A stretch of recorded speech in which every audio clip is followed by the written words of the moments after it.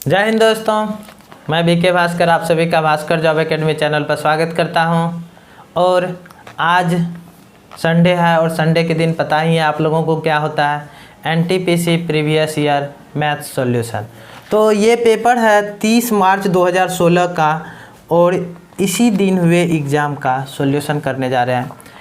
इससे पहले हम चार पेपर का सॉल्यूशन कर चुके हैं। आप उन सॉल्यूशन को देखिएगा तो उसमें थोड़ा सा मतलब ये फील होगा कि हमने काफ़ी स्पीड में सॉल्यूशन कर दिया। सॉल्यूशन किए लेकिन स्पीड में किए। तो आज का जो सॉल्यूशन होगा वो थोड़ा स्लोली होगा और बिल्कुल थ्योरी वाइज होगा। आपको फास्ट सॉल्यूशन भी सिखाएंगे, लेकिन एक थ्योरी और उस सवाल पे जो कॉन्सेप्ट होता है उस कॉन्सेप्ट को भी बताएंगे। तो वीडियो थोड़ा लंबा जाएगा, लेकिन आप लोग अगर इस वीडियो को देखते हैं, पूरा देखते हैं, तो 30 क्वेश्चन आएगा। तो 30 क्वेश्चन लगभग में 10 से 15 चैप्टर से रिलेटेड रहता है। तो 10 से 15 चैप्टर का आपका रिवीजन हो जाएगा। तो आप वीडियो को इसलिए पूरा देखिए और ये न्यू कॉन्सेप्ट का मज़ा लीजिए। चलिए शुरू करते हैं। पहला क्वेश्चन है, स्क्रीन पे लग गया होगा कि एस और टी एक काम को 50 दिनों में ख़त्म कर सकता है। वे मिलकर 20 दिनों तक काम करता है और फिर काम छोड़ देते हैं, तो कितना काम शेष है। तो देखिए 50 दिनों तक काम करता है, दो आदमी है एस और टी और 50 दिनों तक काम करता है, ठीक है। यानी 50 दिनों तक काम कर सकता है, काम ख़त्म कर सकते 50 दिनों में। यानी कहने का मतलब एक काम हुआ वो 50 दिनों में ख़त्म कर सकता है। 20 दिन काम किया तो इसका मतलब 20 दिन का काम ख़त्म हो चुका है। शेष कितना दिन का काम बाकी रह गया, तो 30 दिन का काम बाकी रह गया। देखिए 50 दिन में ख़त्म होना था, 30 दिन का बाकी रह गया, तो काम कितना शेष रहा, तो 3/5 शेष रहा। तो आपको ऑप्शन यहाँ पे थोड़ा सा गलती दे दिया गया है ऑप्शन, ठीक है। तो ऑप्शन सुधार कर लीजिएगा, कितना आंसर हो जाएगा, 3/5 हो जाएगा। क्लियर है, इसको बताना नहीं पड़ेगा। चलिए एक है टाइम एंड वर्क से रिलेटेड थ्योरी है, कुछ उस थ्योरी को देख लेते हैं। जब दो आदमी रहे, ठीक है, तो जब दो आदमी रहे तो आप इस थ्योरी का यूज कीजिएगा। जब दो आदमी रहे, ठीक है, जैसे ए किसी काम को x दिन में करता है, बी उसी काम को y दिन में करता है, ठीक है। तो अगर पूछा जाए कि दोनों मिल के उस काम को कितना दिन में ख़त्म करेगा, तो फॉर्मूला अप्लाई कीजिएगा x × y बटे x + y। ये वाला फॉर्मूला अप्लाई कीजिएगा दो आदमी में, सिंपल वाला क्वेश्चन में। अगर ए x दिन में ख़त्म करता है और बोल दे कि a + b यानी दोनों मिल के a और b मिल के y दिन में ख़त्म करता है, तो b अकेला उसी काम को कितना दिन में करेगा। तब जो फॉर्मूला अप्लाई करना है तो करना है x × y बटे x - क्या करना है, y। ये दोनों फॉर्मूला याद रखिएगा। देखिए हम आपको हमेशा बोलते हैं रास्ते आपको सारे पता होना चाहिए, ठीक है। तो जो आपको शॉर्टकट दिखे उस समय उस अकॉर्डिंग वो रास्ता अपनाइए। तो यहाँ पे एलसीएम मेथड नहीं लेके हम ये मेथड का अप्लाई करेंगे तो बहुत शॉर्टकट में और मौखिक पहुँच जाएंगे। चलिए ठीक है, तो अगले क्वेश्चन की आप तरफ चलेंगे। अगला क्वेश्चन है, निम्नलिखित में कौन सभी में न्यूनतम है। न्यूनतम मतलब क्या होता है जी, मतलब सबसे कम। तो न्यूनतम मतलब सबसे कम। तो अब सारे ऑप्शन को आप देखिए। अब सारे ऑप्शन को आप जब देखेंगे तो पहला ऑप्शन है कि आपको 0.5। देखिए बी को तो लेंगे ही नहीं, न्यूनतम बोला गया तो 110.5 है, 110.5 है, वो तो होगा ही नहीं, बी कैंसिल हो गया, बी को नहीं लेंगे। सी को देखिए तो क्या है 0.5 × 0.5, ठीक है। इसका मतलब कैलकुलेशन करेंगे तो इसका हल जो होगा वो कितना 25 होगा, पॉइंट कितना 2 अंक के बाद, ठीक है, पॉइंट यहाँ लगेगा तो 0.25 हो जाएगा। 0.25, तब ये तो कट गया, ये कट गया, ठीक है। डी नंबर में देखिए तो क्या है 0.5 × 2 है, तो अर्थात कितना 5 दूनी 10, 1 अंक के बाद दशमलव, तो डी नंबर। तो ये हो गया 1, लेकिन ये तो है 0.25, ये भी कट जाएगा। आंसर कौन होगा न्यूनतम में 0.25। ये तो बिल्कुल आसान सा क्वेश्चन था और इस पर बुक ने भी 34 सेकेंड ही टाइम दिया। चलिए अब अगले क्वेश्चन की तरफ चलते हैं। देखिए बिल्कुल आसान से पढ़ेंगे और स्लो टाइप में। पहले क्या होता सॉल्यूशन में काफ़ी हम टाइम मतलब फास्ट में खींच देते थे, जिससे आप लोगों को बहुत को समझ में आता था, बहुतों को नहीं आता था। चलिए अगला क्वेश्चन देखिए। आप 500 रुपये की कीमत वाले 3 वस्तुओं को खरीदते हैं, ठीक है। हालांकि दुकान में चल रही छूट बिक्री के अनुसार आपने 2 वस्तु का भुगतान किया और 1 मुफ्त में प्राप्त किया, तो सौदे में कुल छूट का प्रतिशत क्या। देखिए 2 वस्तु आपने प्राप्त किया, उस दुकान में एक स्कीम चल रही थी, 2 वस्तु लीजिए और तीसरा हम आपको मुफ्त में देंगे। यानी कहने का मतलब हुआ कि आप फाइनली क्या कर रहे हैं, आप फाइनली तो 3 वस्तु ले रहे हैं, फाइनली 3 वस्तु ले रहे हैं और 3 वस्तु ले रहे हैं, 3 में क्या मिल रहा है आपको, 1 का छूट मिल रहा है, 3 में 1 का छूट मिल रहा है। देखिए छूट निकालने क्या बोला जा रहा है कि छूट का प्रतिशत क्या है, वो 500 रुपये से अब हमको मतलब ही नहीं है, ठीक है। तो 3 में आपको 1 का छूट मिल रहा है, 3 वस्तु खरीदे उसमें 1 का छूट मिल रहा है, तो बस छूट का प्रतिशत निकालने बोला जा रहा है, तो निकाल दीजिए। तो कितना होगा 100/3 इक्वल टू कितना 33.1/3 या पॉइंट में आंसर है, तो 33.3333% होगा, ठीक है। देखिए कितना आसान से 500 का कोई ज़रूरी नहीं है, क्वेश्चन बहुत ही ईजी में बन गया। चलिए अगले क्वेश्चन की तरफ चलते हैं। देखिए यदि LMN और UVW समरूप त्रिभुज है। देखिए हम बिना फिगर का यहाँ पे सॉल्व करेंगे। आपको कॉन्सेप्ट हम समरूप और समरूपता और सर्वांग समता का पढ़ाए थे ज्योमेट्री में, तो वहाँ पे बता चुके हैं कि क्या होता है इसका कॉन्सेप्ट। देखिए त्रिभुज जो है LMN समरूप है किसके, UVD के, त्रिभुज UVW के। बोल रहा है भुजा S का मान क्या होगा, तो भुजा S है क्या, दरअसल भुजा S देखिए फिगर को आप अच्छे से देखिए तो भुजा S क्या है, LM है, यानी LM का हमको मान निकालना है। तो LM का जो होगा सिचुएशन, LM का जो संगत भुजा होगा, तो शुरुआती 2 ये लेटर है, तो इसका LM का जो संगत भुजा होगा इस त्रिभुज के शुरुआती 2 लेटर के साथ होगा संगत भुजा, ठीक है। तो LM का संगत भुजा क्या होगा, UV होगा। वैल्यू किसका किसका दिया हुआ फिगर में आप अच्छे से देखिए, तो MN का वैल्यू दिया हुआ, MN का वैल्यू कितना है जी 7, और MN का संगत भुजा अगर आपसे पूछे तो ये अंत का 2 लेटर है, तो ये होगा संगत भुजा, ठीक है। तो संगत भुजा कितना दिया हुआ, VW देख लीजिए 28 दिया हुआ, तो आपको पता है ये संगत भुजा का ये कितना गुना है, ये 4 गुना है, ठीक है। और आपको यहाँ पे U भी दे दिया गया फिगर में कितना 32। अब बताइए ये 4 गुना है, तो ये भी जो वैल्यू होगा, ये वाला वैल्यू इस त्रिभुज का UV, इसका इस संगत भुजा का ये भी 4 गुना होगा, क्योंकि समरूप त्रिभुज में भुजाएं जो होती है समानुपातिक होती है। क्या होती है, समानुपातिक होती है। तो ये 4 गुना, तो ये भी क्या होगा 4 गुना, तो अर्थात 32 किसका 4 गुना है, तो 8 का 4 गुना है। तो LM का वैल्यू कितना 8, जो LM किसके बराबर है, S के बराबर हो गया आंसर, ठीक है। हमको फिगर का कोई ज़रूरी नहीं है। चलिए अब अगले क्वेश्चन की तरफ चलते हैं, मिटा दें। अगला क्वेश्चन देखिए क्या है कि राम और रहीम 680 मीटर की दूरी पर खड़े हुए एक दूसरे की ओर क्रमशः 8 मीटर प्रति सेकेंड और 9 मीटर प्रति सेकेंड की गति से चल रहे हैं, कितने समय बाद वे मिलेंगे। देखिए राम और रहीम है, राम एक तरफ है, यहाँ पे राम है खड़े, ठीक है, और रहीम इधर है इस बिंदु पे है, दोनों एक दूसरे की तरफ चल रहे हैं। एक का गति कितना है जी 8 मीटर प्रति सेकेंड और दूसरे का गति है 9 मीटर प्रति सेकेंड, ठीक है। ये इस इधर की ओर चल रहे हैं, ये इधर की ओर चल रहे हैं, ठीक है। और दोनों के बीच का दूरी 680 मीटर है। तो कहने का मतलब हुआ जब दोनों मिलेंगे, मान के चलिए यहाँ से स्टार्ट किए यहाँ मिल गए, ये यहाँ से स्टार्ट किए यहाँ पे मिल गए, तो कहने का मतलब हुआ दूरी तो यही तय किया जो 680 था उनके बीच का, तो वही दूरी तय किया, 680 है 680 वही दूरी तय किया। तो अब चाल जो होगा क्या होगा, देखिए दोनों, ये आदमी इधर से जा रहा है, ये आदमी उधर से आ रहा है, तो चाल दोनों का क्या होगा, जुट जाएगा।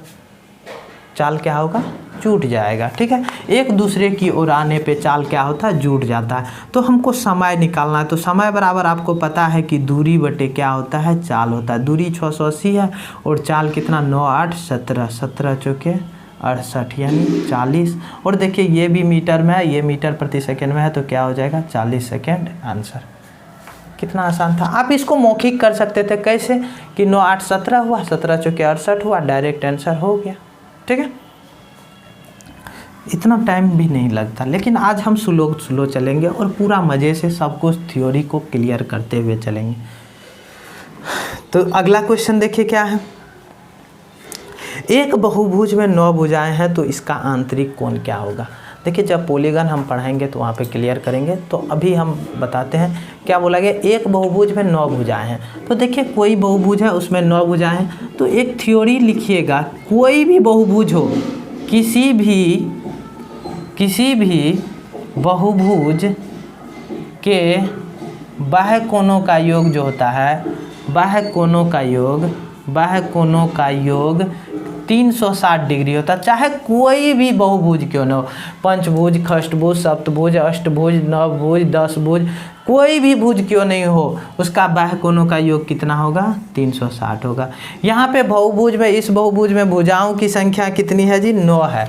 इस बहुभुज में भुजाओं की संख्या 9 है। तो बताइए एक जो होगा, एक बाह्य कोण इसका कितना होगा, एक वो बाह्य कोण कितना होगा बताइए। तो बोलिएगा, हम निकालेंगे एक बाह्य कोण, ठीक है। एक बाह्य कोण कितना होगा, तो 360 डिग्री बटे बोलिएगा कि सर जी 9 होगा, तो कितना 40 डिग्री होगा, ठीक है। तो आपको एक चीज़ पता होना चाहिए, कोई भी बहुभुज रे, मान के चलिए ये बहुभुज इस तरीके से बना देते हैं, त्रिभुज भी एक बहुभुज ही है, ठीक है। और यहाँ पे बोलिए, यहाँ पे बोला गया बाह्य कोण, आपको बाह्य कोण अभी छोड़िए, ये अंतः कोण है, ये बाह्य कोण होता है, ठीक है। और आपको पता एक चीज़ होना चाहिए, बाह्य और अंतः कोणों का योग जो होता है वो कितना, 180 डिग्री होता है। बाह्य और अंतः कोणों का योग कितना होता है, 180 डिग्री। अब हमको आंतरिक कोण निकालना है, यानी अंतः कोण निकालना है, तो अंतः कोण बराबर क्या हो जाएगा, एक कोण 40 डिग्री है, बाह्य कोण कितना है, 40 डिग्री है। तो आपको पता है बाह्य और अंतः 180 होता है, तो अंतः कोण कितना, 180 डिग्री है माइनस कितना, 40 डिग्री बराबर कितना, 140 डिग्री। फटाफट अब ये क्वेश्चन मौखिक कर सकते थे, कैसे कॉन्सेप्ट क्लियर रहता, तो कैसे जानते हैं, बाह्य कोण 360 होता है, भागा 9 दीजिए, 40 हुआ, तो आंतरिक कोण कितना, 140 हो जाएगा, ठीक है। देखिए ये क्वेश्चन बिल्कुल मुश्किल से होता तो कितना देर में होता, 5 से 7 सेकेंड में हो जाता, ठीक है। क्लियर हो गया कॉन्सेप्ट, ये क्लियर रखिएगा कि एक बाह्य कोण का मान कितना होता है, एक बाह्य कोण का मान पूरे बाह्य कोण का योग बटे भुजाओं की संख्या। तो चलिए अब फॉर्मूला हम यहाँ पे कुछ लिख रहे हैं अंतः कोणों का योग बराबर, अंतः कोणों का योग बराबर, बहुभुज के अंतः कोणों का योग कितना होता है, तो n-2 इंटू 180 डिग्री होता है। बहुभुज के अंतः कोणों का योग कितना होता है, n-2 इंटू 180 डिग्री। जब हम आपको बहुभुज पढ़ाएंगे, पॉलीगन पढ़ाएंगे, इसी वीक में आ जाएगा, आगे मतलब सप्ताह में आ जाएगा पॉलीगन का वीडियो। तो जब पढ़ाएंगे तो आपको ये सब सारा चीज़ बताएंगे कि आखिर ये क्यों होता है, ये क्यों होता है, दूसरा कुछ क्यों नहीं होता है, सारा कुछ बताएंगे। तो थ्योरी याद रखिएगा कि बहुभुज के कोई भी बहुभुज हो, बाह्य कोणों का योग 360 डिग्री, अंतः कोणों का योग n-2 इंटू 180 डिग्री, जहाँ n क्या है, भुजाओं की संख्या है, जहाँ n क्या है, भुजाओं की संख्या, ठीक है। चलिए थ्योरी नोट कर लीजिएगा। और ये जो फॉर्मूला लिखे n-2 इंटू 180 डिग्री, ये याद करना भी सिखा देंगे, बिल्कुल, मतलब कहीं कोई प्रॉब्लम नहीं होगा, आप लाइफ टाइम उसको नहीं बोल पाएंगे। चलिए अगला क्वेश्चन क्या है, P एक काम को 10 दिनों में कर सकता है, ठीक है। Q समान काम को 15 दिनों में कर सकता है। वे मिलकर 5 दिनों तक काम करते, 5 दिनों के लिए काम करते हैं, तो वे कितना काम पूरा करेंगे। देखिए आप इस क्वेश्चन को मौखिक कैसे बताना है, हम बताते हैं मौखिक कैसे बताना। देखिए 10 दिन में है, 15 दिन में है, तो 15 10 को गुना करेंगे 150 होगा, और जोड़ेंगे तो 25 होगा कि नहीं, यानी 150 बटे 25, यानी 25 छक्के 150 होता है। तो 25 1 बटे 6 हुआ है, 25 छक्के 150 होता है, यानी दोनों मिल जाता तो 6 दिन में काम होता, दोनों मिल जाता तो 6 दिन में काम होता। 5 दिन तक काम किया तो बोला कितना काम पूरा किया दोनों मिलके, तो यानी 5 बटे 6 पूरा किया। मौखिक बन गया क्वेश्चन। अब इस क्वेश्चन को हम बताते हैं कि कैसे बनाए हैं, ठीक है। P 10 दिन में किया और Q कितना दिन में किया है, 15 दिन में किया। हम आपको पूछेंगे कि P प्लस Q कितना होगा, तो अभी जस्ट थ्योरी बताए कि 10 गुना 15 बटे क्या हो जाएगा, 10 प्लस 15, 10 प्लस 15 यानी 25, ठीक है। अब काटिए इसको, 5 ये 3 होगा, फिर 5 से इसको काटेंगे 2 होगा, अर्थात दोनों मिलके कितना दिन में कर देगा, 6 दिन में कर देगा। अब बोला जा रहा है कि 5 दिन काम कर लिया, तो कोई काम जो है दोनों मिलके 6 दिन में ख़त्म हो सकता है, लेकिन 5 दिन किया तो इसका मतलब क्या, 5/6 काम कर दिया, 5/6 काम कर दिया, हो गया। आपको यही चीज़ पूछा जा रहा है, शेष काम नहीं पूछा जा रहा है यहाँ पे। क्लियर है? आप थ्योरी को पूरा क्लियर रखिए, आपको कितना भी क्वेश्चन घुमा ले कोई फर्क नहीं पड़ेगा आप पे, ठीक है। चलिए अगला क्वेश्चन देखते हैं। हाँ, अगला क्वेश्चन थोड़ा वेन आरेख से है, देखते हैं। वेन आरेख में फिगर आपके सामने है, बोर्ड पे लगा हुआ है सब कुछ। देखिए, कितने बच्चों को दोनों चॉकलेट और वेनिला पसंद है लेकिन स्ट्रॉबेरी नहीं पसंद है। देखिए, चॉकलेट जो है सर्कल में घेरा हुआ है, वेनिला जो है स्क्वायर में घेरा हुआ है, और स्ट्रॉबेरी ट्रायंगल में घेरा हुआ है। तो स्ट्रॉबेरी पसंद नहीं है, यानी ट्रायंगल में जो चीज़ रहेगा वो नहीं रहेगा, सिर्फ किस में होना चाहिए, सर्किल और स्क्वायर में होना चाहिए। तो आप देखिए, दोनों पसंद है तो सर्किल में और स्क्वायर दोनों होना चाहिए, सर्किल और स्क्वायर दोनों में होना चाहिए। तो आपको दिखेगा कि सर्किल और स्क्वायर दोनों में क्या क्या है, तो सर्किल और स्क्वायर दोनों में है, एक है 7, एक है 15।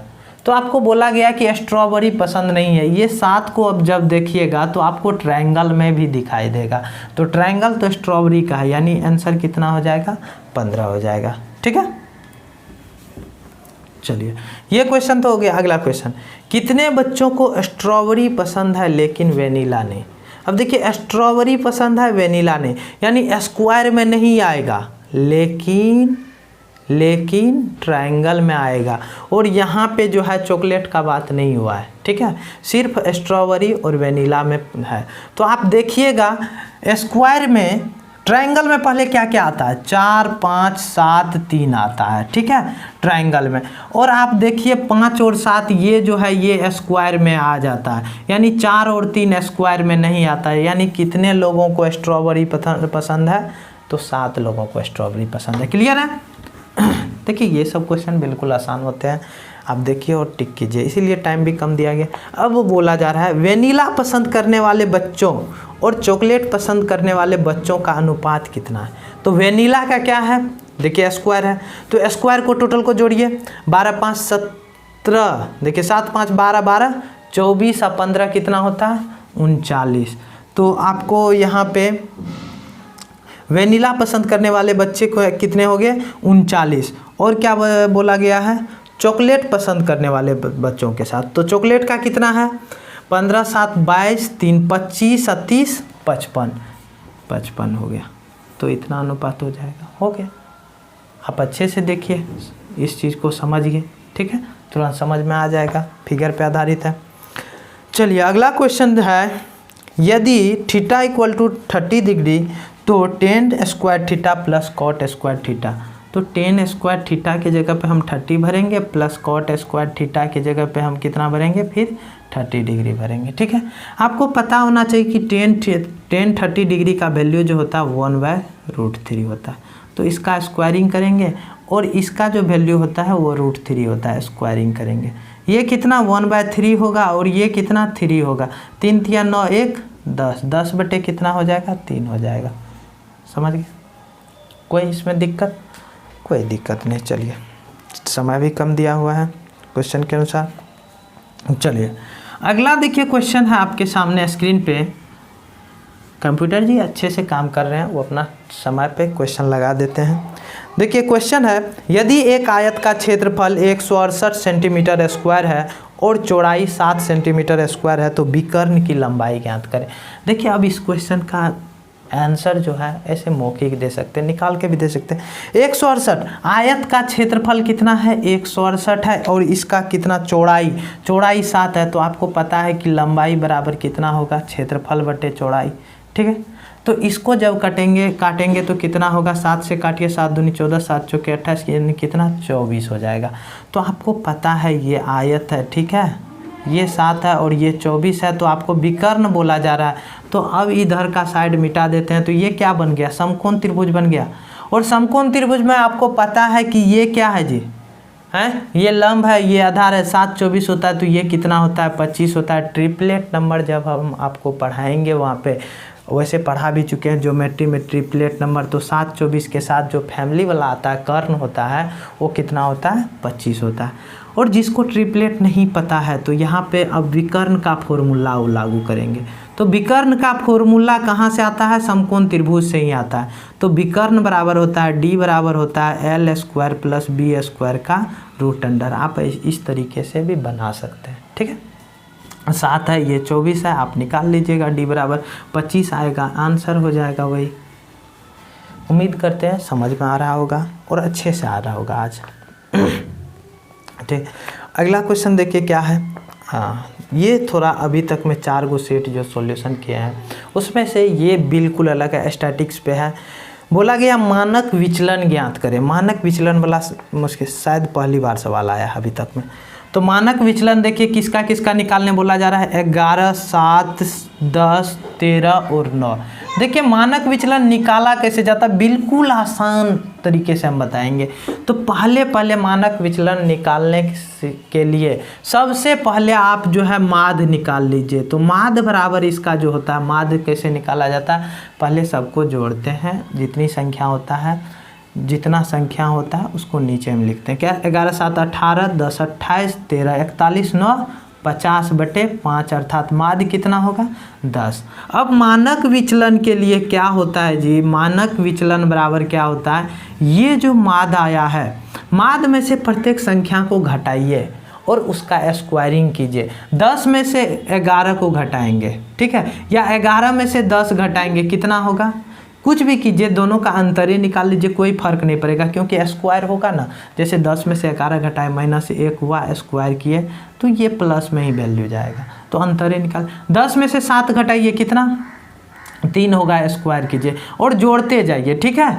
और यहाँ पे फिर प्लस 10 में से 10 0 का कोई वैल्यू नहीं। 10 में से 13 -3, ठीक है, स्क्वायर कर दीजिए।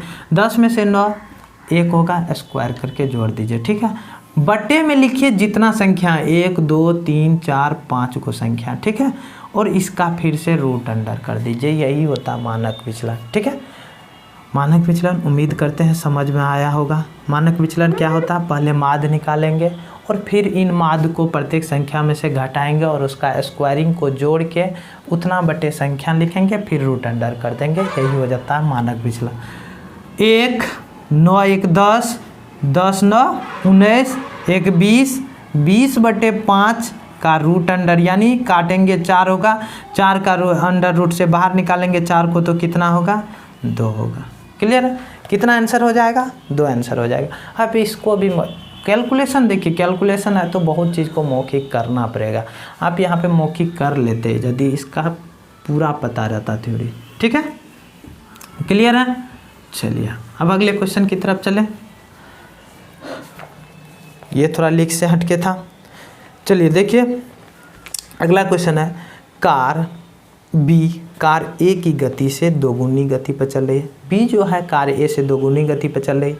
यदि कार ए 1.5 घंटे, 1.5 घंटे का मतलब 1.5 घंटा में 90 किलोमीटर की दूरी तय करती है, तो कार बी की गति क्या है। देखिए ए जो है वो 1.5 घंटा में 90 किलोमीटर चलता है, तो आप बताइए कि 1 घंटा में कितना चलेगा, 60 किलोमीटर चलेगा जे। और यही 1 घंटा में जितना दूरी तय करता है कोई भी चीज़, कोई वस्तु, यही क्या होता है उसका चाल होता है। तो चाल बराबर क्या हो गया इस कार ए का चाल बराबर क्या हो गया 60 किलोमीटर प्रति घंटा। तो कार बी का चाल हमको निकालना है, तो कितना, इससे दुगुना है तो कितना हो जाएगा 120 किलोमीटर प्रति घंटा। इसमें देखिए कुछ निकालने वाला चीज़ था नहीं था, हो गया। चलिए अगले क्वेश्चन की तरफ चलें।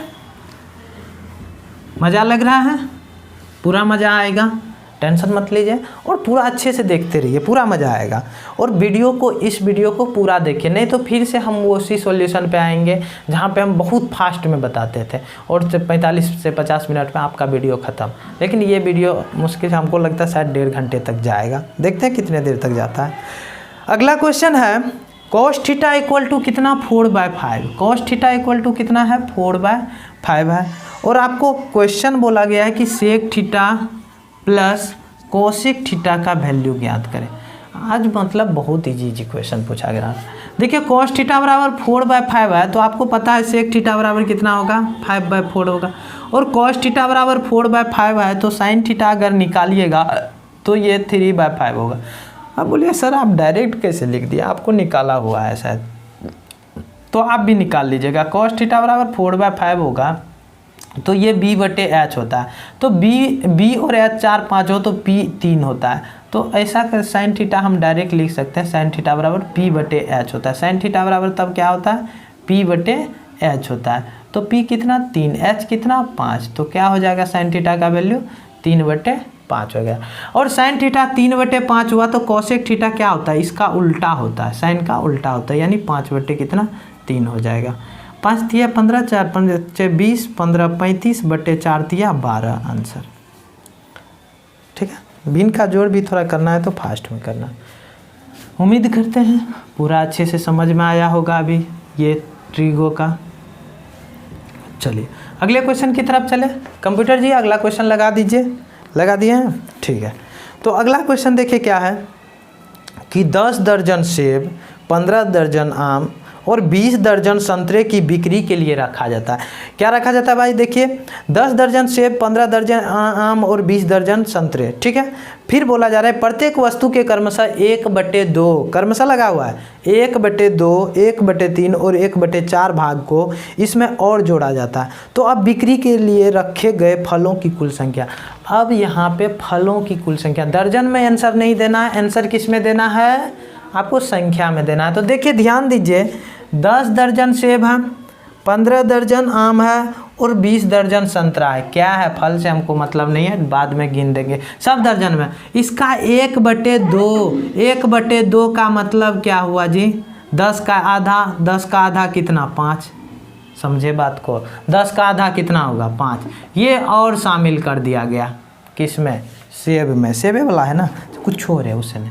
यहाँ पे क्या किया 1/3, तो 15 का 1/3 कितना 5 होगा, इसमें और ऐड कर दिया गया है। ठीक है, और 1/4, तो 20 का 1/4 कितना होगा 5 होगा। अरे कैसे होता है जी, 20 का 1/4 लिखिए, ऐसे करके काट दीजिए, ऐसे होता है 5। ठीक है, अब देखिए ये सब भी शामिल कर दिया गया है, तो कितना दर्जन एक्स्ट्रा हुआ, देखिए 15, 5, 5, 10, 5, 15, 15, 30, 10, 40, 20, 60, यानी दर्जन कितना हुआ 60 दर्जन हुआ। अब इसको पीस में बोल रहा है आंसर देने, तो 1 दर्जन बराबर 12, तो 60 दर्जन बराबर कितना पीस, तो 60 गुना 12, 12 छक्के 72, यानी 720 पीस हो गया। अब इस क्वेश्चन का कोई जवाब है क्या, बिल्कुल मौखिक बनता। चलिए अगला क्वेश्चन की तरफ ध्यान दीजिए। कंप्यूटर जी अपना काम कर दीजिए, लगा दीजिए क्वेश्चन। चलिए कंप्यूटर जी तो अपना काम कर दिया, अपने लोग अपना काम करते हैं। क्वेश्चन है, बहुत मज़ेदार क्वेश्चन है, बहुत ईजी क्वेश्चन है कि a - b का होल स्क्वायर और प्लस 2ab कितना होगा। तो हम लिखेंगे शानदार तरीके से कि a² + b² आंसर होगा। कैसे, देखिए आपको पता है कि ये इसका यदि इसको तोड़ेंगे तो क्या होगा, a² + b² माइनस कितना होता है 2ab, इसको लिखेंगे तो प्लस का 2ab, ये और ये कैंसिल, आंसर क्या हो जाएगा, ये हो जाएगा। ठीक है, इससे अलजेब्रा से रिलेटेड आप कुछ फॉर्मूला को लिख लीजिएगा। ठीक है, हम यहाँ पे लिख देते हैं। आप लोगों को वैसे पता ही होगा कि a + b का होल स्क्वायर बराबर क्या होता है, a² + b² + 2ab, और a - b का होल स्क्वायर बराबर क्या होता है, a² + b² माइनस कितना होता है 2ab। ठीक है, अब जो हम फॉर्मूला लिखने जा रहे हैं वो ध्यान दीजिएगा। अब इसमें क्या होता है, कभी कभी ये भी पूछ देता है कि a + b का होल स्क्वायर बराबर a - b के होल स्क्वायर के टर्म में क्या होगा। तो a - b के होल स्क्वायर के टर्म में होगा प्लस यहाँ पे 4ab। ठीक है, तो बहुत सारी चीज़ें हैं, आपको सीखना पड़ेगा इतना चीज़, इसमें ढेरों सारा चीज़ है। और ये भी फॉर्मूला होता है a - b का होल क्यूब बराबर होता है a³ - b³ - 3ab into a - b। a + b का होल क्यूब बराबर होता है a³ + b³ + 3ab प्लस कितना a + b, और मेन फार्मूला होता है कि A cube plus B cube का, कि A plus B into A square plus A B plus B square. अरे गलती है, यहाँ पे माइनस होता है, ठीक है। और A cube minus B cube का फॉर्मूला होता है A minus B into A square plus A B plus क्या होता है बी स्क्वायर होता है। ये सारे फॉर्मूले होते हैं और भी इसमें ढेर सारा फॉर्मूला होता है, तत्काल हम इतना लिख दिए हैं। चलिए अगला क्वेश्चन की तरफ चलिए। अगला क्वेश्चन क्या है, आपको कहाँ दिखाई दे रहा है? कंप्यूटर जी लगा दिए हैं, हाँ लगा दिए हैं आप। निम्नलिखित में से कौन आरोही क्रम में है? सारा ऑप्शन देखिए, सारा ऑप्शन जब देखिएगा आप सारे ऑप्शन पे गौर कीजिए तो सारे ऑप्शन में क्या किया गया है कि अंश हर से एक कम है। अंश जो है, अंश हर से एक कम है, अंश बटे हर। आप अच्छे से देखिए, सब में क्या किया गया है, अंश को हर से एक कम रखा है। और संख्या क्या क्या लिया, एक बटे क्या क्या लिया गया है, 1/2, 2/3, 3/4, 4/5 और 1/2। तो आपको एक चीज़ पता होना चाहिए कि अगर एक का अंतर हो, अंश अगर हर से एक छोटा हो, अंश अगर हर से एक छोटा हो तो जिसका अंश जितना बड़ा होता है वो संख्या उतनी ही बड़ी होती है, उतनी ही बड़ी होती है। इसको एक एग्जाम्पल के तहत देख लीजिए, ठीक है। 1/2 का मतलब 0.5 होता है और 3/4 का मतलब कितना होता है 0.75 होता है, ठीक है। तो कौन बड़ा जी, ये बड़ा कि ये बड़ा? तो ये बड़ा, क्योंकि इसका जो है अंश बड़ा है, ठीक है। तो इसी तरीके से आरोही क्रम में लिखना है तो 1/2 होगा, इससे बड़ा क्या होगा 2/3 होगा, इससे बड़ा 3/4 होगा, इससे बड़ा 4/5 होगा। हो गया, यही ऑप्शन किस नंबर में दिख रहा है? सी नंबर में दिख रहा है। सी नंबर को टिक कीजिए, ठीक है। चलिए अगला क्वेश्चन देखिए। यदि 2 अंकीय संख्याओं का योग 9 है, ठीक है, और दहाई और इकाई स्थान के अंकों के बीच का अंतर 1 है तो 2 अंकीय संख्या क्या? देखिए क्या बोला गया है, इस टाइप के क्वेश्चन जब भी दिखाई दे तो आप जो है बाय ऑप्शन बनाइए। देखिए सभी संख्या के अंकों का योग क्या है 9 है, लेकिन इकाई और दहाई के स्थान का अंतर जो है 1 है। ऐसा ऑप्शन आपको कौन दिख रहा है? सी, ये नंबर 2 दिख रहा है, ठीक है। और देखिए तो 1 का अंतर है अंकों में नहीं है, तो कौन सा आंसर हो जाएगा? सी हो जाएगा। क्लियर है? चलिए अगला क्वेश्चन चलते हैं। कंप्यूटर जी अगला क्वेश्चन लगा दीजिए। अगला क्वेश्चन है 6 वर्षों में 6 वर्षों में 12% की दर से एक निश्चित राशि पर अर्जित साधारण ब्याज और 12 वर्षों में 12% की दर से एक निश्चित राशि पर अर्जित ब्याज का अनुपात कितना हो? अरे समय का दुगुना है, सब कुछ सेम है, समय दुगुना है। देखिए इसको एक तरीके से समझिए, वैसे 1:2 होगा आंसर, सिंपल सा बात है, समय दुगुना। अगर 100 रुपया लगाया ब्याज पे 1 साल के लिए, ठीक है, और 1% की दर से 1 साल में तब 1 टका मिलेगा, 1 रुपया मिलेगा। और आप बताइए 1 का दुगुना कर दिए समय को तो कितना रुपया मिलेगा ब्याज? तो 1% की दर से कितना ब्याज मिलेगा? 2 वर्ष में 2 टका मिलेगा। बोलेगा कि 3 वर्ष में आपको 10 टका मिलता है तो 6 वर्ष में कितना मिलेगा? तो आप बोलिएगा 20 टका मिलेगा, ठीक है। तो वही चीज़ बोला गया है कि 6 वर्षों में 12% दर से जितना मिलता है उसका 12 वर्षों में 12% की दर के साथ अनुपात क्या होगा? तो P इंटू, आप रूल से बनाते हैं तो ऐसे बनेगा P इंटू R 12% इंटू क्या P गुना 12 गुना और समय कितना है 6 बटे कितना 100, अनुपात कितना फिर P गुना कितना 12% है और समय कितना है 12 वर्ष है बटे कितना 100, कट गया 12 कट गया, P कट गया, 6 1 12 2 अर्थात कितना 1:2। बस क्लियर है। वैसे ये मौखिक बनता, बिल्कुल मौखिक बनता, कहीं कोई कसर ही नहीं था इस क्वेश्चन में। समय दुगुना है, सब कुछ सेम है तो बस राशि भी दुगुना मिलेगा, साधारण ब्याज है। चलिए अगला क्वेश्चन है कि आंकड़े 1 2 10 18 3 17 19 का माध्य क्या होगा? तो माध्य निकालने के लिए आपको बताएं कि संख्या को जोड़ देंगे, ठीक है, बटे जितना संख्या है उतना नीचे में लिख देंगे। क्या है 1 + 2 1 + 2 + 10 + 18 + 3 + 17 + 19, ये सब भी क्वेश्चन हमसे बनवाइएगा। 1 2 3 4 5 6 7, 7 हुआ। जोड़िए 3 10 3 13 18 31 31 20 31 20 51 9 60 10 70/7 यानी 10 आंसर। ठीक है, चलिए अब अगले क्वेश्चन की तरफ बढ़ते हैं। देखिए क्या है। आर 13% वार्षिक साधारण ब्याज की दर से 1200 रुपये उधार लेता है। देखिए उधार लेता है कितना रुपया, 1200 रुपया उधार लेता है, यानी मूलधन कितना है, 1200 रुपये है। कितना दर से जी, 13% की दर से।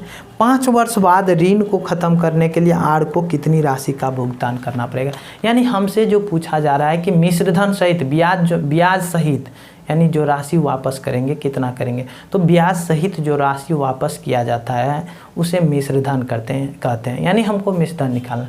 एक बात बताइए, 1 साल में 13%, तो 5 साल में कितना, तो बोलिएगा 65% सर जी। तो मूलधन जो होता है वो 100% होता है। 100% बराबर कितना है, 1200 रुपया है। ठीक है, ऐसे इस तरीके से बनाइएगा ना, साधारण ब्याज का टोटल क्वेश्चन बनेगा। जब हम साधारण ब्याज पढ़ाएंगे तब आपको बताएंगे। 100% बराबर कितना, 1200 रुपया। तो 13% की दर से उसको ब्याज मिला। ठीक है, 5 वर्षों में, तो 65 रुपया, 65% मिलेगा। लेकिन लौटाना है तो कितना लौटाएगा, 100 मूलधन और 65% ब्याज, तो कितना, 165%। तो 165% देखिए 0 0 कट गया, यानी 1% बराबर 12, तो 165% बराबर कितना, 165 गुना 12, 12 पंचे 60, 12 छके 72, 6 78, 12 7 19, यानी 1980 रुपये क्या हो जाएगा, आंसर हो जाएगा। ठीक है, उम्मीद करते हैं ये मेथड आपको समझ में आ गया होगा। ठीक, चलिए अगला क्वेश्चन।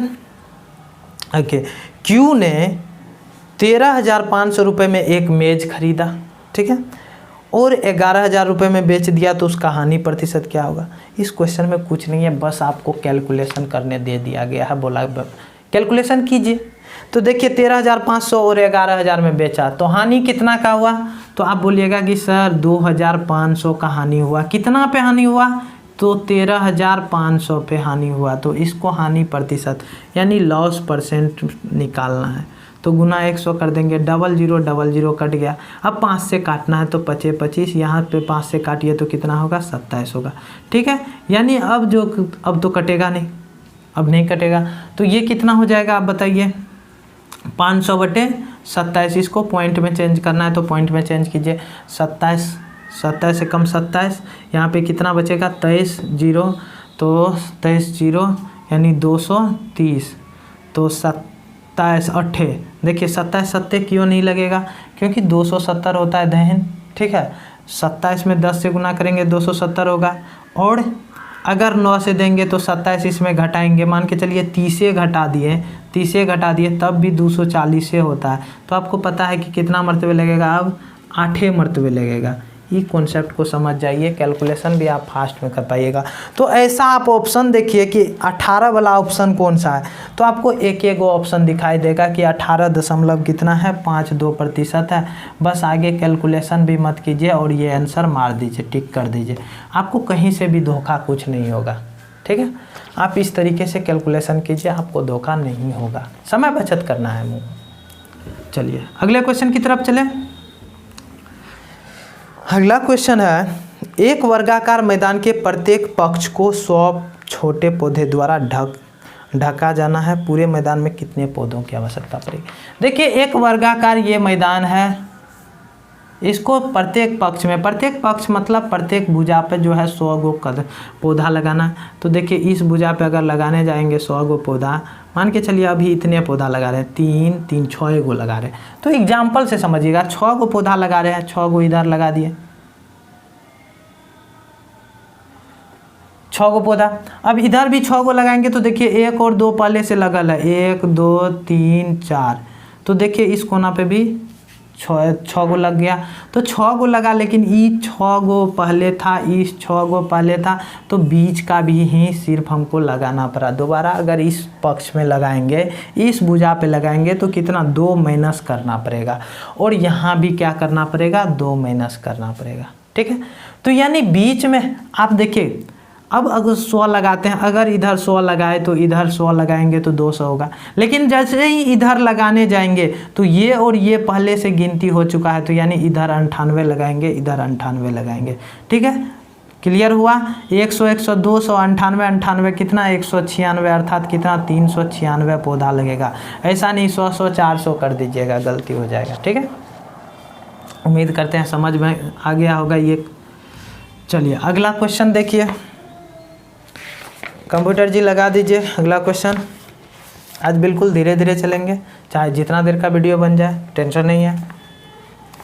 अगला क्वेश्चन है कि एक पुरुष 3 किलोमीटर प्रति घंटा की गति पर चलता है।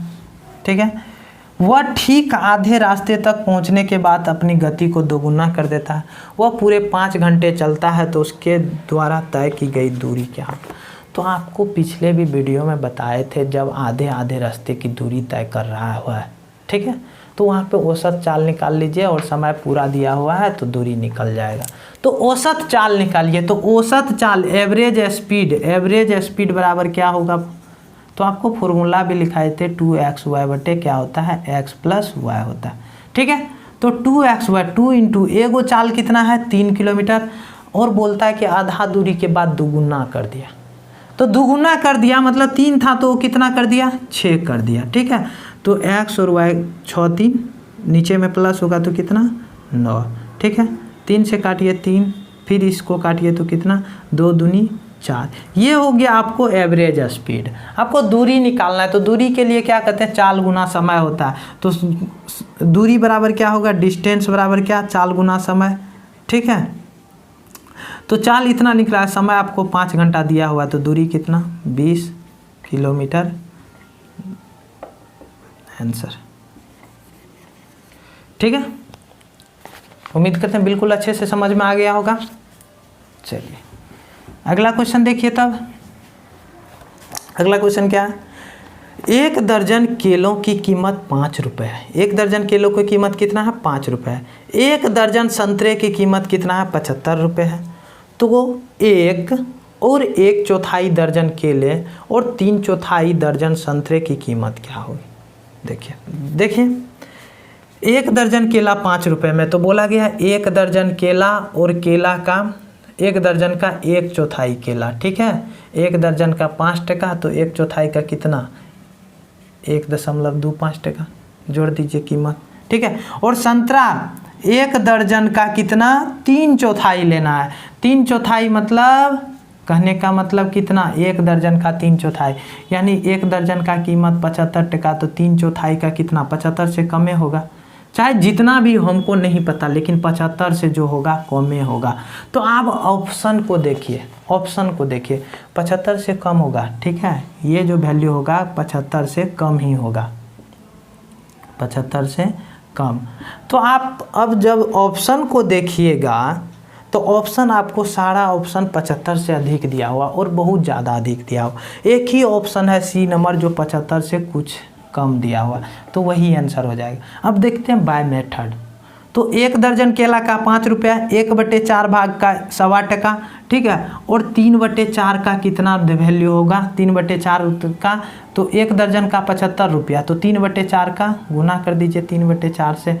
पॉइंट में बदलना पड़ेगा, 75 दिया कितना होता है जी 225, 225 अब बटे कितना 4, पॉइंट में बदलिए 4 पंचे 20, फिर क्या हो जाएगा 4 छक्के 24, 4 दूनी 8, यानी 56 दशमलव क्या हो जाएगा 25 हो जाएगा। देखिए 56, 5, 61, 1, 62 और 0.25 यानी 0.50, इतना रुपया है ना सी नंबर आंसर यही।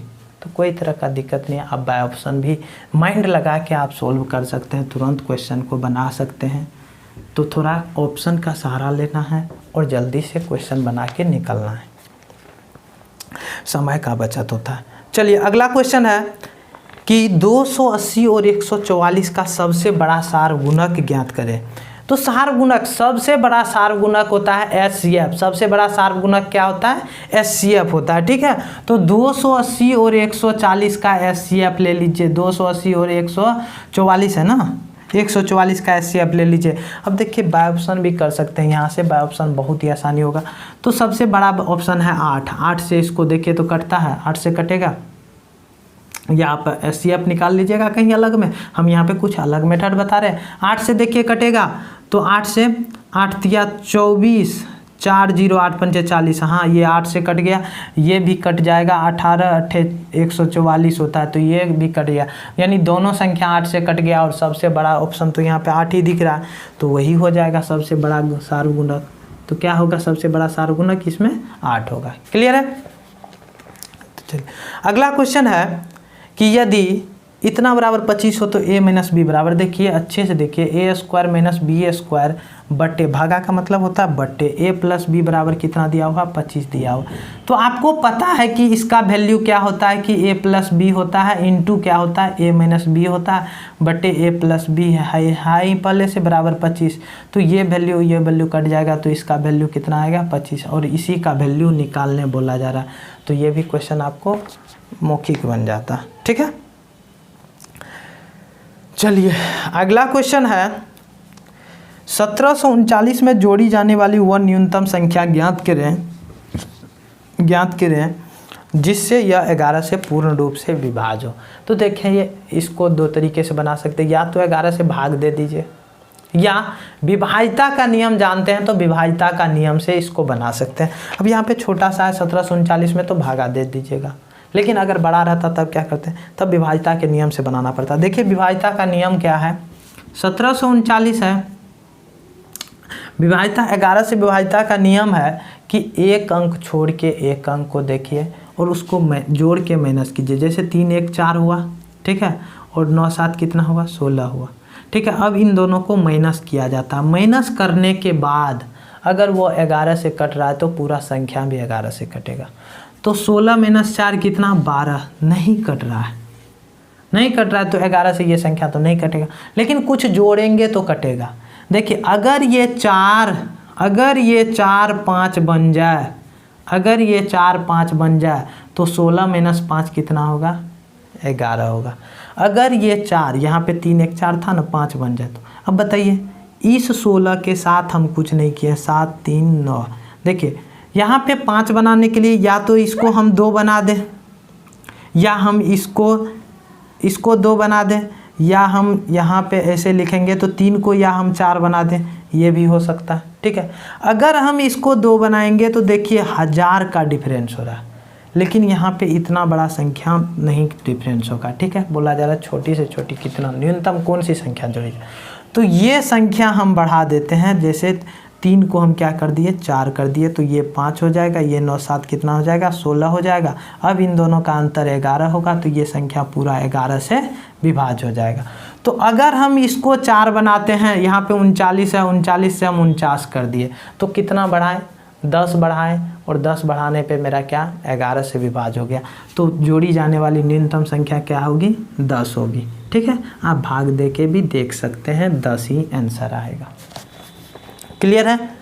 चलिए तब अगली संख्या देखिए, अगला क्वेश्चन, यदि 3a बराबर 2b बराबर c हो, 3a बराबर 2b बराबर c हो, तो बोला गया है कि a b c का अनुपात क्या होगा।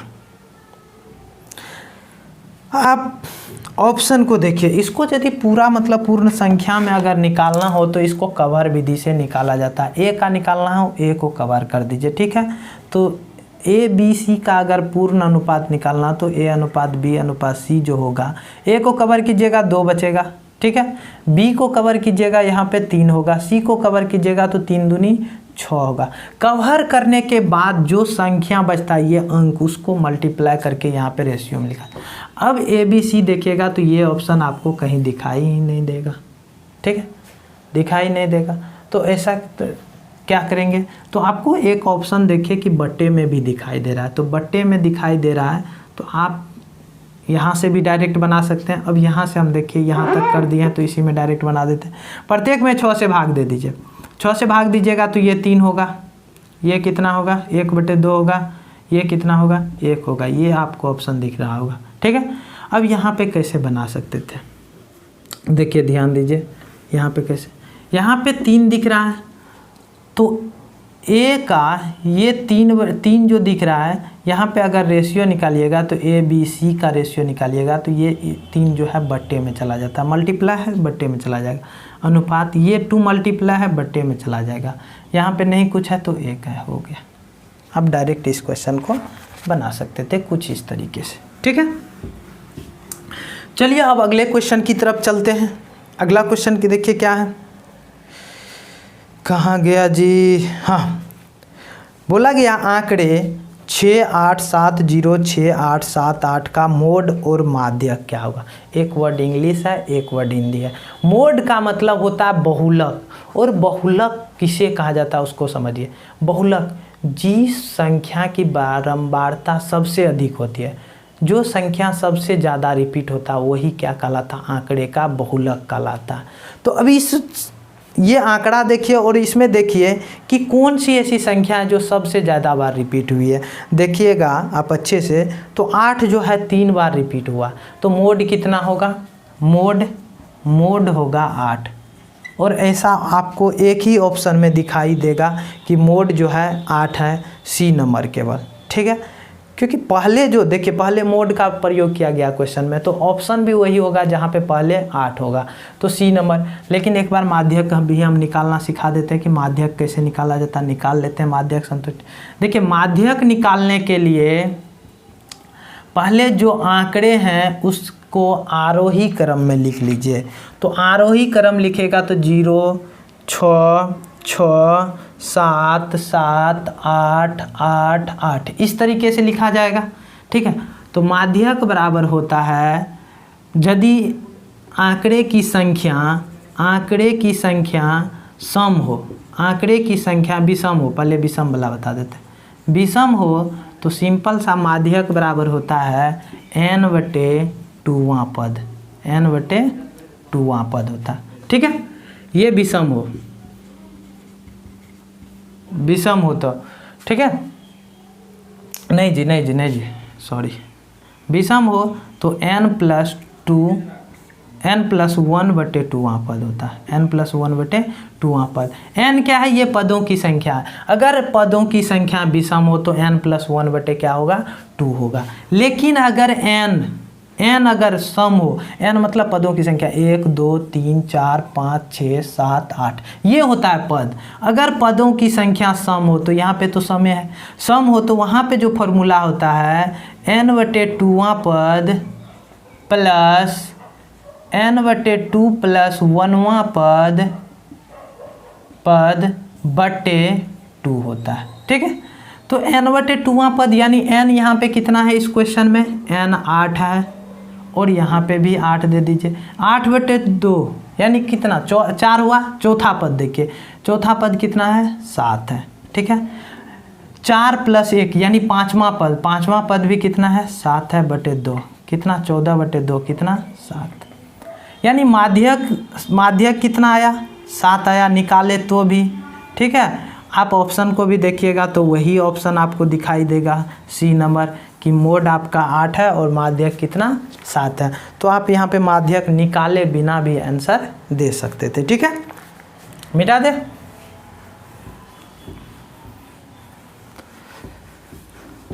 चलिए अगला क्वेश्चन देखिएगा। अगला क्वेश्चन है, एक समचतुर्भुज के विकर्ण क्रमशः 8 मीटर और 6 मीटर है, तो इसका क्षेत्रफल ज्ञात करें।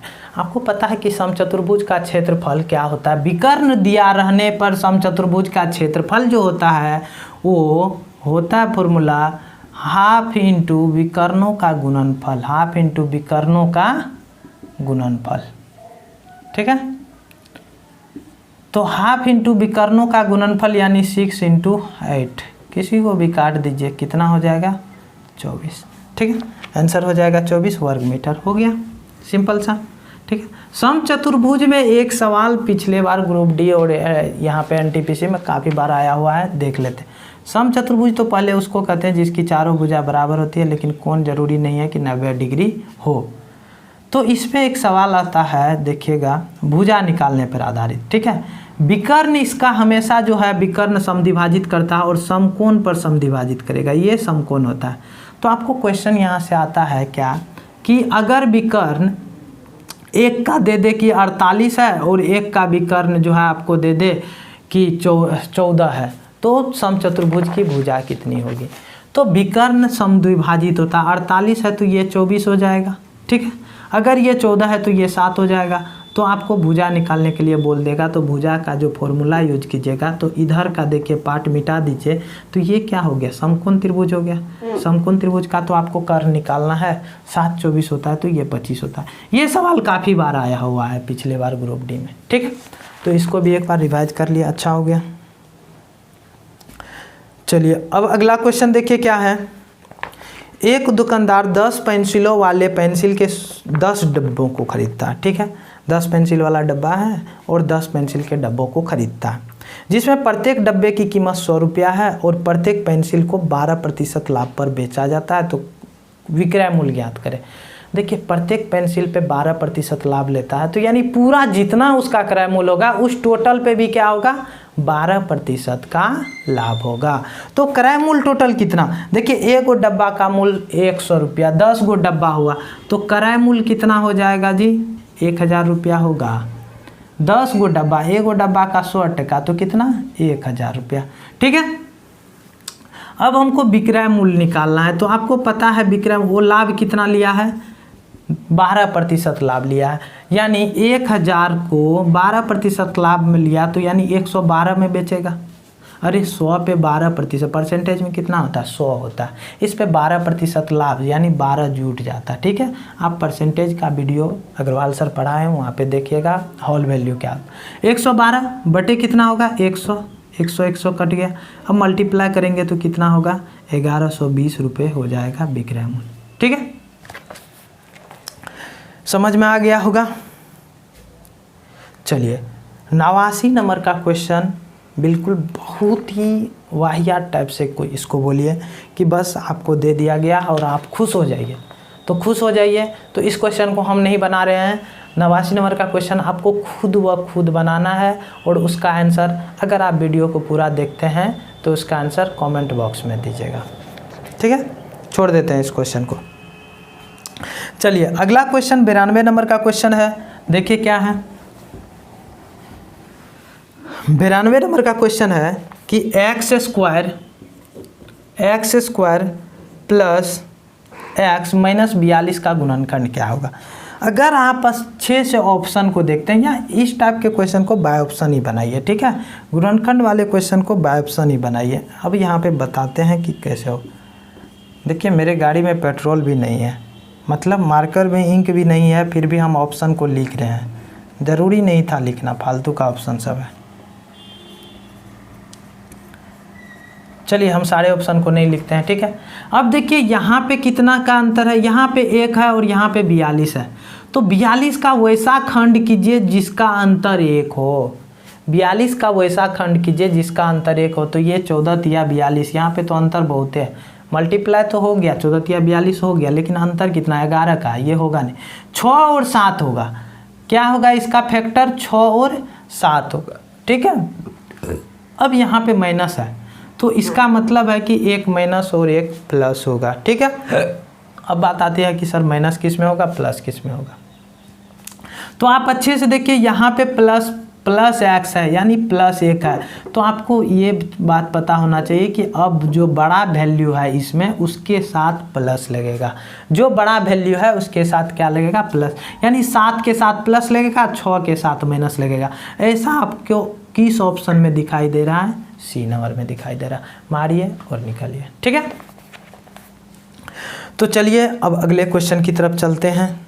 क्या है अगला क्वेश्चन, भी देखिए हम आप ही के लिए छोड़ रहे हैं। 94 नंबर का ये क्वेश्चन है, बिल्कुल मतलब बहुत ही वाहियात टाइप से बच्चे वाला क्वेश्चन है, तो ये आपके लिए छोड़ रहे हैं।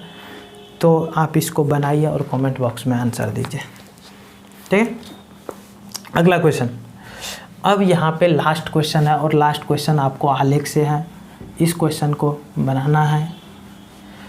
देखिए आलेख आपके सामने लग गया है, थोड़ा बड़ा आलेख है। पहला क्वेश्चन है कि वर्ष 2013 में C1 और C4, देखिए 13 वाला जो है आलेख वो बीच वाला आलेख है 13, ठीक है। थोड़ा फिगर में क्लियर नहीं हो रहा है तो समझिएगा। पहले वाला जो आपको दिख रहा होगा, पहले वाला जो ये चीज़ दिख रहा है ये 12 है, ये 13 है, 14 है, ठीक है। 12 13 14, 12 13 14, 12 13 14 है। आपको बोला है C1 और C2, देखिए 2013 में, ठीक है, 2013 में C1 और C4, ठीक है। और 2012 में C1 और C4 का संयुक्त बिक्री का अनुपात, C1 और C4। तो 13 का देखिए अच्छे से, C1 13 में कितना है 85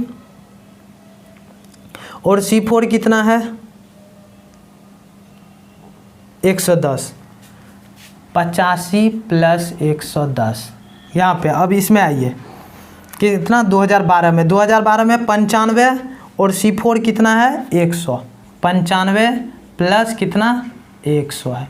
इसको जोड़ेंगे तो 195 होगा, इसको जोड़ेंगे तो कितना होगा 195 होगा। अनुपात निकालेंगे तो क्या होगा, दोनों कट जाएगा तो 1:1 होगा, ठीक है।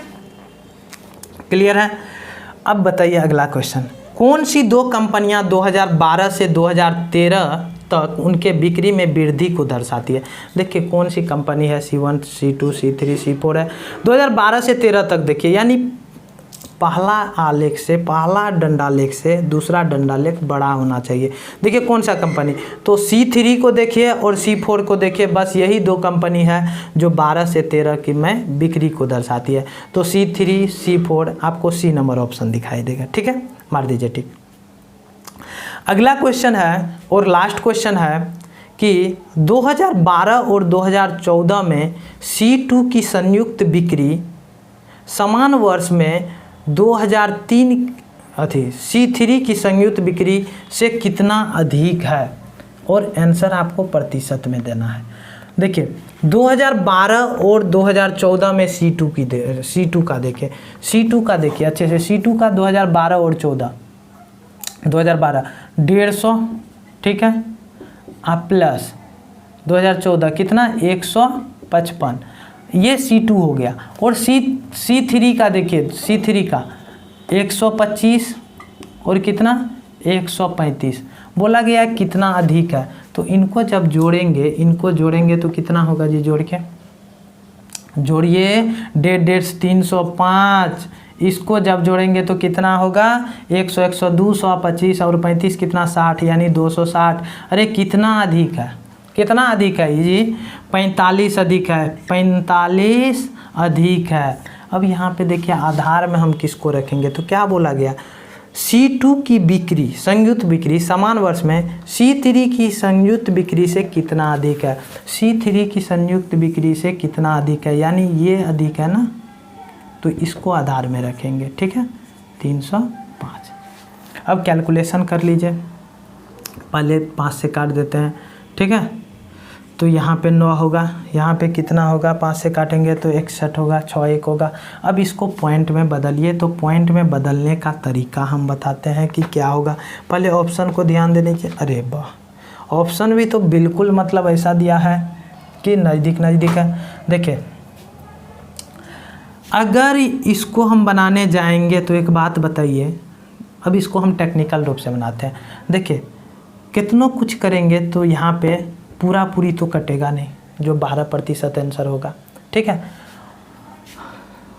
वैसे हम इसको बनाएंगे तो मान के चलिए अगर हम यहाँ पे 63 दे दें, छोड़िए इसको पॉइंट में ही बदल दीजिए डायरेक्ट, 9/61 को प्रतिशत में बदल दीजिए, गुना 100 कीजिए तो कितना होगा 900/61, भागा दीजिए एक कितना हुआ 29 0, यानी 290।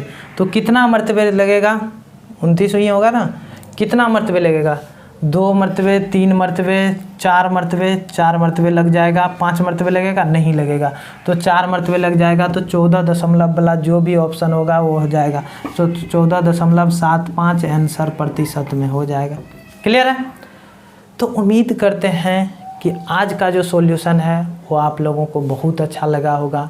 तो अब क्या करना है, आपको कमेंट बॉक्स में बताना है कि कौन सा क्वेश्चन में प्रॉब्लम हुआ, सर किस टाइप का सॉल्यूशन आपको चाहिए, मतलब स्लो चाहिए या जिस तरीके से पहले बताते थे कि 40-50 मिनट में आराम से 30 क्वेश्चन करके हम निकल जाते थे, उस टाइप से बताएं कि अभी जो टाइप चल रहा है इस तरीके से स्लो इस टाइप से बताएं। तो आप इसको कमेंट बॉक्स में लिखिएगा और बताइएगा कि आपको किस टाइप का सॉल्यूशन चाहिए। ठीक है, तो मिलते हैं फिर अगले रविवार इसी NTPC अगले पेपर के साथ। तब तक आप लोग ऐसे ही पढ़ते रहिए और अपना ख्याल रखिए। थैंक यू, धन्यवाद।